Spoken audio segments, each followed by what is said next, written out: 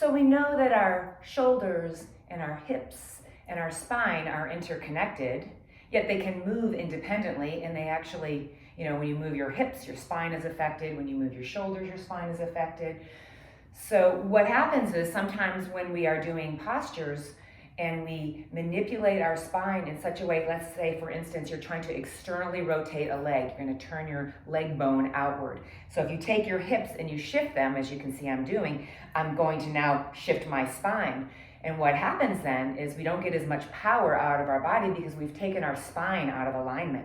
There was a study done by Kaiser ages ago that showed that you get 35% more efficiency, more power out of your body when you keep your spine in its aligned state. So if we continually do postures where we're changing the alignment of our spine, let's say in Warrior Two or something like this, or a tree pose, which we'll do in a second here, then we're not getting as much efficiency out of our body. And more importantly, we keep training our body to move out of alignment. So as an example, to see where your alignment is in your hips, you can lay straight down on your back, put your hands on your hip bones, and see how flat each hand is in the same position. One is not higher than the other, and if they are, even them out by pressing whatever hip down so they're level. And then take one leg and bring it up into what you know is a tree pose. So you can see now my right hip, in this case, it looks like your left hip, is turned up. So when I roll my hips back to level, this is where my thigh bone externally rotates. This is where I should have my tree pose when I'm standing up in a tree pose.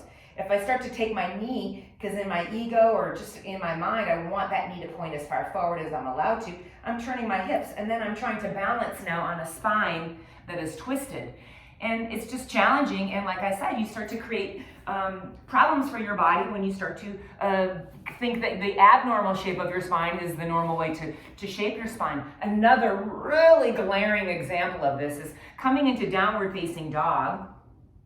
Take one leg and do a little figure four where you cross your ankle over your thigh. Then come up on the ball of the straight leg that you're on and start to land down on that knee and the ball of the foot of the leg that's on the ground and get the knee down. So here we go.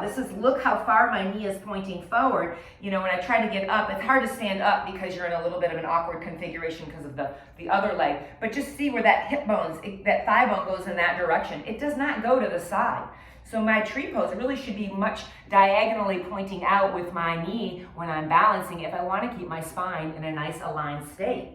So you can try that for yourself when you're coming into tree pose. Put your hands on your hip bones. Maybe start where you're at a kickstand tree pose so you can look down and see where that knee is pointing. And then looking at your hands on your hip bones, because you can see your hands. You can see if one is in front of the other. And then coming into a lower tree pose. So this is where you're tempted to now let that knee really open up. And then when you go up into your higher tree, if you need to put your hand in to that ankle to get it there, but just get your hips to level out like you've got those headlamps on your hips. And that's where your knee should be pointing. And that's where you should be practicing your balancing, because that's where your spine is in its most natural state. Let me know how that goes.